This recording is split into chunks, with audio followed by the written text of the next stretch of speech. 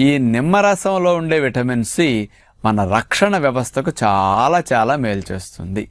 ఆ vitamin C అనేది repair cleaning చేయటానికి, బాడీలో వ్యర్థాలను తొలగించడానికి, డీటాక్సిఫికేషన్కి, సెల్ రిపేర్కి, ఇమ్యూనిటీ బూస్టింగ్కి అతి ముఖ్యంగా ఉపయోగపడుతుంది. ఫ్రీ రాడికల్స్ని నాశనం చేయటానికి, చర్మ సౌందర్యానికి ఎన్ని లాభాలు. ఇక మరి అలాంటి విటమిన్ సిని పుష్కలంగా అందించే నిమ్మకాయల్ని మనం ఏ రూపాల్లో వాడుకుంటే ఏ లాభాలు వస్తాయి ఇక్కడ నేను చెప్పబోతున్నాను.